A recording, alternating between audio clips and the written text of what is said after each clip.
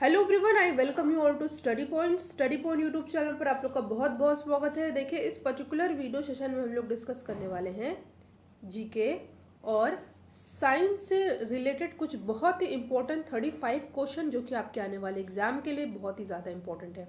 तो चलिए आज का डिस्कशन स्टार्ट करते हैं। डिस्कशन को स्टार्ट करने से पहले वीडियो को आप लोग लाइक कर दीजिएगा और इसको ज़्यादा से ज़्यादा अपने फ्रेंड सर्कल में शेयर कीजिएगा। बीच में एक क्वेश्चन होगा जिसका आंसर आपको कमेंट बॉक्स में देना होगा, तो सभी क्वेश्चन को आपको ध्यान से पढ़ना है। क्वेश्चन है, मुसलमान यदि खुश और संतुष्ट हैं तो भारत में ब्रिटिश शक्ति का महत्तम बचाव होगा। ये किसने लिखा? देयर इज 4 ऑप्शन गिवन और इस क्वेश्चन का करेक्ट आंसर हो जाएगा W हंटर। ये जो W हंटर है, इनका नाम पूरा है विलियम विल्सन हंटर। ठीक है, ये उच्च कोटि के शिक्षाविद थे, ग्रंथकार थे और जो कि भारत में अंग्रेज अधिकारी के रूप में कार्यरत थे। ठीक है, और इनकी पुस्तक का नाम है भारतीय मुसलमान। ठीक है, इंडियन मुसलमान इनकी बुक का नाम है। ये भी आप लोग याद कर लीजिएगा। फिलहाल ऑप्शन सी हो जाएगा हमारा करेक्ट आंसर। ये क्वेश्चन एग्जाम में कई बार पूछा भी गया है। अगला क्वेश्चन है, ध्यान से पढ़िएगा। मुझे विश्वास है कि कांग्रेस अपने विनाश की तरफ जा रही है और मेरी यह इच्छा भारत में रहते पूरी होगी। इसके शांतिप्रिय निधन के लिए इसका सहायक बनूं। यह किसने लिखा? देखिए, क्वेश्चन एग्जाम में कई बार पूछा गया है। आपके सामने 4 ऑप्शन दिए हैं जैसा कि आप देख रहे हैं। Lord Curzon, Lord Dufferin, Lord Curzon या लॉर्ड मिंटो। देखिए, क्वेश्चन आपके एग्जाम में कई बार पूछा गया और इस क्वेश्चन का सही आंसर होगा लॉर्ड कर्जन। ठीक है, और लॉर्ड कर्जन ही वायसराय थे जब बंगाल का विभाजन हुआ था। ठीक है, और जो इन्होंने अनाउंसमेंट किया था बंगाल विभाजन की, वो कब किया था? 1905 में। ये भी आपको याद रख लेना है। अगले क्वेश्चन पर आते हैं हम लोग। क्वेश्चन है, किसने यूरोपियन नील बगान मालिकों द्वारा किसानों के शोषण की तरफ गांधी जी का ध्यान आकर्षित किया था? बहुत ही फेमस क्वेश्चन है और एग्जाम में कई बार पूछा गया है। तो इस क्वेश्चन का करेक्ट आंसर होगा राजकुमार शुक्ल। देखिए, वर्ष 1916 की बात है ये। ठीक है, 1916 की बात है। तो भारतीय राष्ट्रीय कांग्रेस के लखनऊ अधिवेशन में राजकुमार शुक्ल ने चंपारण के किसानों, देखिए चंपारण कहाँ पर है? बिहार में है। चंपारण किसानों का नेतृत्व किया और गांधी जी से मिलने लखनऊ गए थे। ठीक है, और इन्होंने ही यूरोपियन नील बगान मालिकों द्वारा किसान के शोषण की ओर गांधी जी का ध्यान आकर्षित किया था। इसी के बाद 15 अप्रैल, ठीक है, 15 अप्रैल 1917 में मोतिहारी, ठीक है, गांधी जी पहुंचे थे। मोतिहारी का है, पूर्वी चंपारण का हिस्सा है जो कि बिहार में है। क्वेश्चन है, 1936 में लखनऊ में अखिल भारतीय किसान सभा का प्रथम अध्यक्ष किसे चुना गया? तो ये चुना गया था किसको? स्वामी सहजानंद सरस्वती को। ठीक है, 11 अप्रैल 1936, 11 अप्रैल 1936 को अखिल भारतीय किसान सम्मेलन का प्रथम अधिवेशन हुआ था। ये भी पूछा था कहाँ पर हुआ था? ये हुआ था लखनऊ में। ये भी एग्जाम में कई बार पूछा जाता है और इसके अध्यक्ष बने थे स्वामी सहजानंद सरस्वती। अगला प्रश्न है आपके सामने, 1919 में जब मॉन्टेग्यू चिम्सफोर्ड अधिनियम पास हुआ था तब इंग्लैंड का प्रधानमंत्री कौन था? बहुत इंपॉर्टेंट क्वेश्चन है और ये हो जाएगा आंसर लॉयड जॉर्ज। ठीक है, देखिए 1919 में मॉन्टेग्यू चिम्सफोर्ड अधिनियम पास हुआ था 1919 में। ये आपको साल याद कर लेना है, एग्जाम में कई बार पूछा जाता है। ठीक है, और उस समय इंग्लैंड के प्रधानमंत्री जैसे मैंने आपको बताया कौन थे? लॉयड जॉर्ज थे। इनका फुल पूरा नाम है डेविड लॉयड जॉर्ज और ये वर्ष 1916 से 1922 तक इंग्लैंड के प्रधानमंत्री रहे थे और इसी दौरान जो है वायसराय लॉर्ड चेम्सफोर्ड और सचिव कौन थे? मॉन्टेग्यू थे। क्वेश्चन है, असहयोग आंदोलन के दौरान किसने पटना कॉलेज छोड़ा जबकि उसकी शिक्षा के केवल 20 दिन ही बचे थे?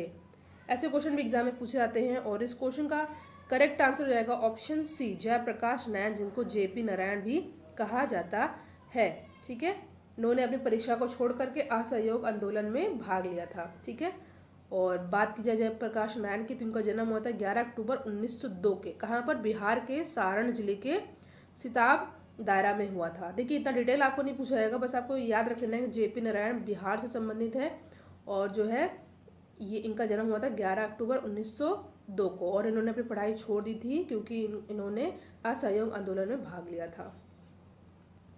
अगला क्वेश्चन है, इंपॉर्टेंट है, समाजवाद का समर्थक कौन था और 1933 में ब्रिटिश शासन देशी राज्यों, जमींदार और पूंजीवाद को उखाड़ फेंकना चाहता था। 4 ऑप्शन आपके सामने दिया हुआ है और इस क्वेश्चन का करेक्ट आंसर होगा भारत के पहले प्रधानमंत्री जवाहरलाल नेहरू, पंडित जवाहरलाल नेहरू इस क्वेश्चन का करेक्ट आंसर हो जाएगा। अगला क्वेश्चन है आपके सामने। क्वेश्चन है, अखिल भारतीय फॉरवर्ड ब्लॉक की स्थापना के लिए सुभाष चंद्र बोस से कौन जुड़े और INA आंदोलन के साथ भी जुड़े रहे। पहली बात आपको याद रख लेना है कि अखिल भारतीय फॉरवर्ड ब्लॉक की स्थापना किसने की थी? सुभाष चंद्र बोस ने की थी। ठीक है, और इस क्वेश्चन का करेक्ट आंसर हो जाएगा option C, Shilbhadra Yaji. C is our correct answer. कुछ इंपॉर्टेंट फैक्ट आपको याद कर लेने हैं, जैसे कि दो, शीलभद्र याजी जिनका जन्म हुआ था 2 मार्च 1916 में, कहाँ पर? पटना में। तो ये अखिल भारतीय फॉरवर्ड ब्लॉक की स्थापना के लिए सुभाष चंद्र बोस और INA आंदोलन के साथ भी जुड़े हुए थे। दोनों के साथ इनका संबंध था। इन्हें आज़ादी के आंदोलन में भाग लेने के कारण वर्ष 1930, 32 और 1933 और 1940 में गिरफ्तार भी किया गया था। और शीलभद्र याजी बिहार के प्रमुख राजनीतिक कार्यकर्ता एवं स्वतंत्रता सेनानी थे। फिलहाल सबसे इम्पोर्टेंट बात जो आपको याद रख लेनी है, इनका नाम plus Akhil Bharatiya forward block की स्थापना सुभाष चंद्र बोस के द्वारा की गई थी। प्रश्न है, भारतीय क्रांति की जननी किसे कहा गया है? तो भारतीय क्रांति की जननी कहा गया है किसको? मैडम भीकाजी रुस्तम कामा को। ठीक है, D is our correct answer. Most important question है, ये पारसी नागरिक थी, भारतीय मूल की पारसी नागरिक थी, जिन्होंने लंदन, जर्मनी, अमेरिका का भ्रमण कर भारत की स्वतंत्रता पक्ष में माहौल बनाया था। ठीक है, इंपॉर्टेंट क्वेश्चन है ये। और ये याद रखिएगा, जर्मनी के स्टुटगार्ड नगर में, ठीक है, जर्मनी के स्टुटगार्ड नगर में 22 अगस्त 1907 में हुई 7वीं अंतर्राष्ट्रीय कांग्रेस में भारत का प्रथम तिरंगा राष्ट्र ध्वज फहराने के लिए ये बहुत ही फेमस है। ये बातें आपको याद रख लेनी है। ठीक है, जो 7वीं अंतर्राष्ट्रीय कांग्रेस हुई थी, इसमें भारत का ये प्रथम तिरंगा राष्ट्र ध्वज फहराने के लिए ये बहुत ही फेमस है। नाम क्या है? मैडम भीकाजी रुस्तम कामा। कभी कभी ये भी पूछा था, मैडम भीकाजी कामा, रुस्तम नहीं दिया रहता है, बट नाम आपको पूरा याद होना है।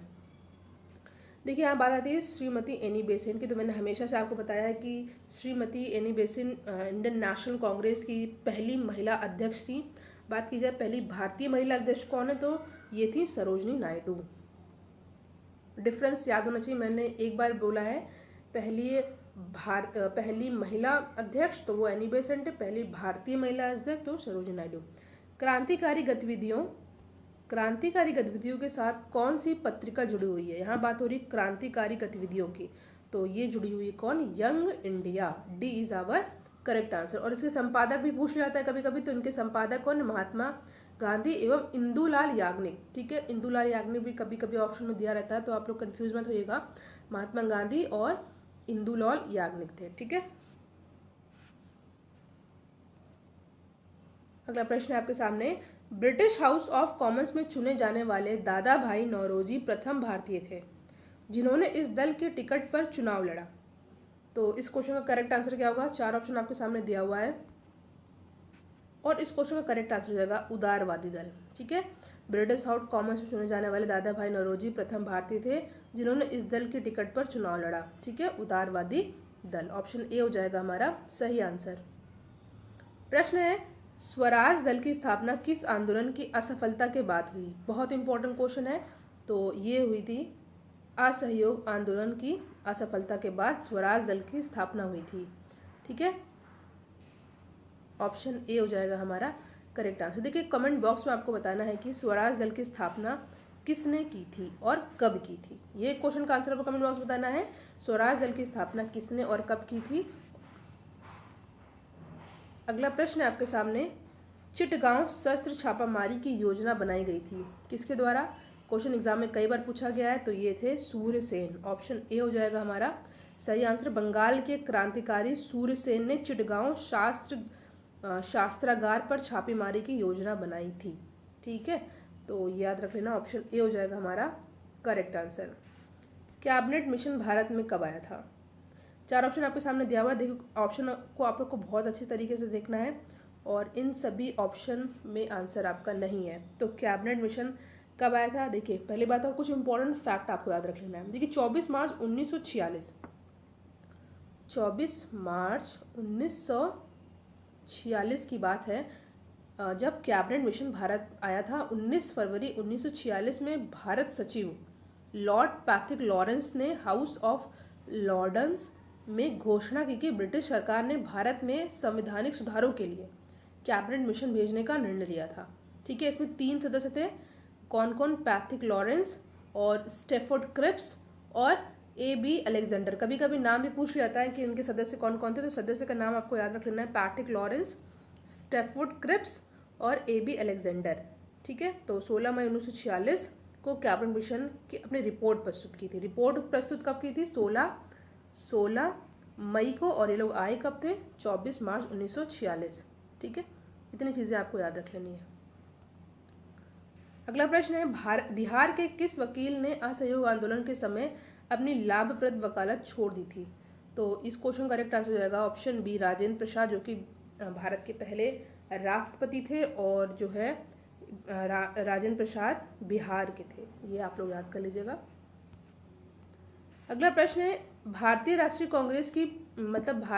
कांग्रेस पूर्ववर्ती पहले क्या थी? तो ये थी इंडियन एसोसिएशन। एग्जाम में कई बार क्वेश्चन पूछा गया है, इंपॉर्टेंट है। ठीक है, बी इज आवर सही आंसर।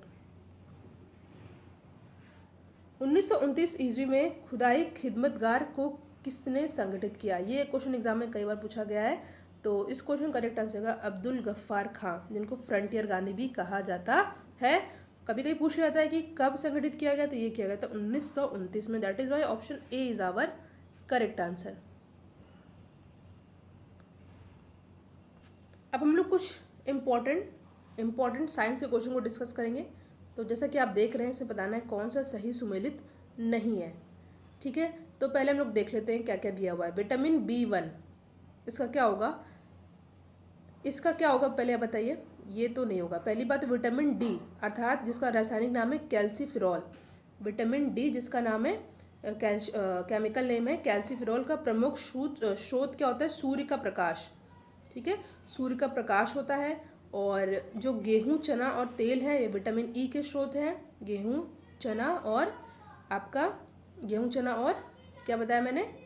तेल, ये विटामिन ई के प्रमुख स्रोत हैं। और अल्फा विटामिन सी का है, ये गलत दिया हुआ है। सी का है, ये अल्फा सी का है, के का नहीं है।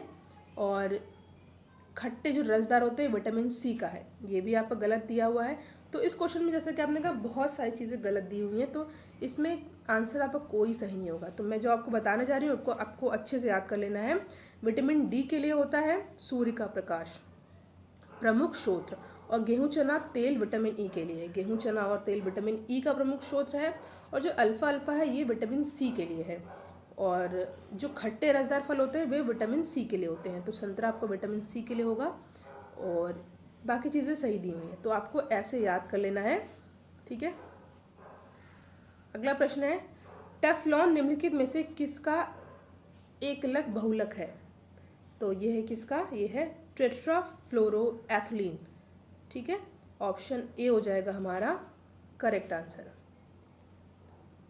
अगला प्रश्न है, जीव कोशिकाओं में आनुवांशिक लक्षणों के नियंत्रण में निम्नलिखित में से कौन सा उत्तरदायी है? There is 4 option given and the correct answer is option D, DNA। इसका फुल फॉर्म भी कई बार एग्जाम में पूछ लिया जाता है। कमेंट बॉक्स में आपको बताना है कि इसका फुल फॉर्म क्या होगा। ठीक है, इंपॉर्टेंट क्वेश्चन है ये। अगर ये थोड़ा बेसिक क्वेश्चन है, इसका आंसर आपको पता होना चाहिए। तो फिलहाल ऑप्शन डी हो जाएगा हमारा करेक्ट आंसर।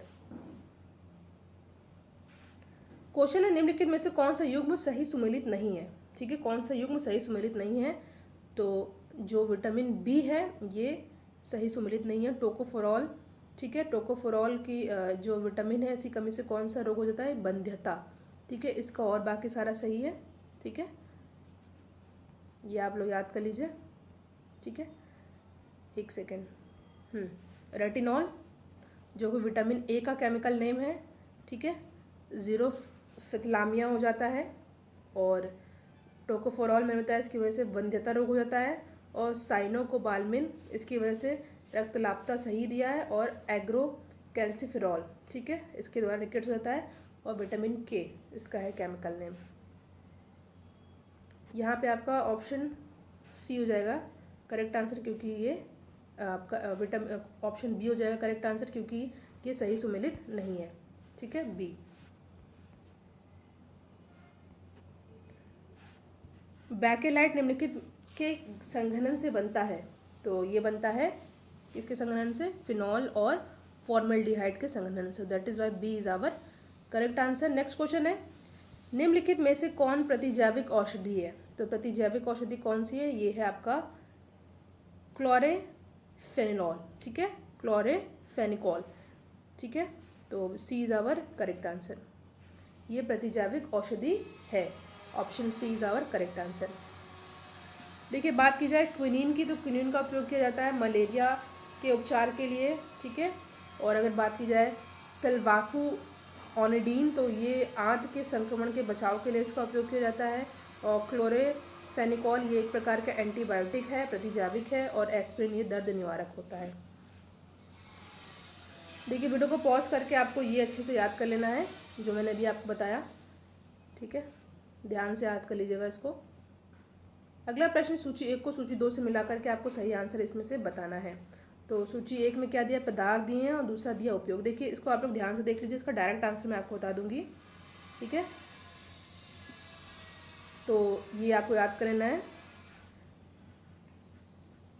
एस्पार्टम ये एक कृत्रिम मधुरक होता है। फ्रेयॉन प्रशीतक होता है। नियोप्रिन संश्लेषित रबड़ होता है। बेनोड्रिल ये होता है प्रतिहिस्टामिन। नेक्स्ट क्वेश्चन पर आते हैं, इंसुलिन क्या है, तो इंसुलिन एक प्रकार का क्या होता है, ये होता है प्रोटीन। एग्जाम में कई बार पूछा गया है, D is our correct answer. अगला क्वेश्चन है, वनस्पति तेल से वनस्पति घी बनाने में प्रयुक्त होने वाली गैस, तो ये है क्या, ये है hydrogen. A is our correct answer. घरेलू ईंधन के रूप में प्रयुक्त एलपीजी में मुख्यतः क्या होती है, तो ये होती है क्या, मुख्यतः butane. D is our correct answer. Exam में कई बार क्वेश्चन पूछा गया है, तो घरेलू ईंधन के रूप में प्रयुक्त होने एलपीजी में होती है मुख्यतः आपका ब्यूटेन। साबुन ग्रीस को हटाता है, तो ये हो जाएगा किसके द्वारा, पाइसीकरण के द्वारा। सी इज आवर करेक्ट आंसर, ठीक है।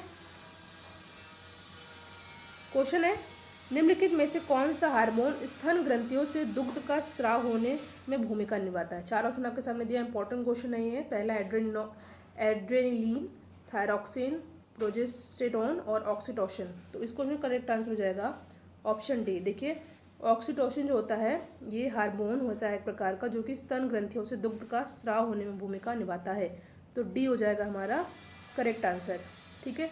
आपको सूची को सूची 2 से मिला करके सही आंसर आपको बताना है। इसमें दिया पदार्थ के नाम दिए हुए हैं और इनका उपयोग कहाँ पर होता है ये आपको बताना है। तो पहला दिया त्वचा कैंसर, तो इसका हो जाएगा आपका पराबैंगनी प्रकाश, ठीक है। सेकंड है ध्वनि प्रदूषण, तो ये हो जाएगा डेसिबल। और वैश्विक तापन, तो ये हो जाएगा कार्बन डाइऑक्साइड, ठीक है। कार्बन डाइऑक्साइड के उपयोग से जो है ये ज़्यादा हो जाता है। ओजोन छिद्र ये किसकी वजह से हो रहा है, क्लोरोफ्लोरोकार्बन के द्वारा, ठीक है। तो ये आपको याद कर लेना है, ठीक है। ये लिस्ट ये आपको अच्छे से याद होनी चाहिए। त्वचा कैंसर, पराबैंगनी प्रकाश, ध्वनि प्रदूषण डेसिबल में मापते हैं, वैश्विक तापन क्यों बढ़ रहा है, कार्बन डाइऑक्साइड की वजह से, और ओजोन छिद्र क्यों हो रहा है, क्लोरोफ्लोरोकार्बन के यूज से, ठीक है। अगला प्रश्न है, मानव शरीर में विटामिन ए भंडारित होता है किस फॉर्म में, तो मानव शरीर में विटामिन ए भंडारित होता है आपका 4 ऑप्शन आपके सामने दिया हुआ है, गुर्दे में, ठीक है। सॉरी गुर्दा नहीं होगा, सॉरी। मानव शरीर में विटामिन ए भंडारित होता है कहाँ पर, ये हो जाएगा आपका यकृत में। ऑप्शन ए हो जाएगा हमारा करेक्ट आंसर। विटामिन ए जिसका केमिकल नेम होता है रेटिनॉल, ठीक है, जो वसा में घुलनशील है, ये भी आपको याद रख लेना है। और ये यकृत कोशिकाओं में संचित रहता है, यकृत या आंतरीय श्लेष्मा की कोशिकाओं में या संचित रहता है। That is why option A is our correct answer. आपको याद रख लेना है कि विटामिन ए का केमिकल नेम, रासायनिक नाम है रेटिनॉल, ठीक है, रेटिनॉल। अगला प्रश्न है, निम्नलिखित में से कौन सा विटामिन प्रतिस्कंदक विषों के प्रतिविष प्रतिकारक के रूप में प्रयोग किया जाता है। There is 4 option given and the correct answer is vitamin K. Vitamin K is our correct answer. देखिए चोट के बाद जो रक्त के थक्के बनाने में ये उपयोगी होता है, कौन, विटामिन के। इसका केमिकल नेम क्या होता है ये आपको कमेंट बॉक्स में बताना है। सभी का मैंने केमिकल नेम आपको बता दिया है, विटामिन के का आपको केमिकल नेम कमेंट बॉक्स में बताना है। तो फिलहाल इस क्वेश्चन का करेक्ट आंसर क्या हो जाएगा? क्वेश्चन क्या दिया हुआ है, निम्नलिखित में से कौन सा विटामिन प्रतिस्कंदक विषों के प्रतिविष प्रतिकारक के रूप में प्रयोग किया जाता है? तो ये हो जाएगा आपका विटामिन के। लास्ट क्वेश्चन है वीडियो का, आयोडीकृत लवण में रहता है क्या? तो इसमें रहता है potassium iodide. D is our correct answer. आयोडित लवण में रहता है पोटेशियम आयोडाइड। तो यहाँ पे हमने कुछ बहुत इंपॉर्टेंट 35 क्वेश्चन को डिस्कस किया। कुछ जीके के क्वेश्चन थे, कुछ साइंस के क्वेश्चन थे, जो कि आपके आने वाले एग्जाम के लिए बहुत ही ज़्यादा इंपॉर्टेंट है। जो क्वेश्चन मैंने आपसे पूछा उसका आंसर आप कमेंट बॉक्स में देना। के का आपका केमिकल नेम बताना है, विटामिन के का केमिकल नेम बताना है, और आपको जो है स्वराज पार्टी इसकी स्थापना किसके द्वारा की गई थी, ये भी आपको कमेंट बॉक्स में बताना है। तो ये कुछ इंपॉर्टेंट क्वेश्चन थे। Thank you so much for watching. Thank you.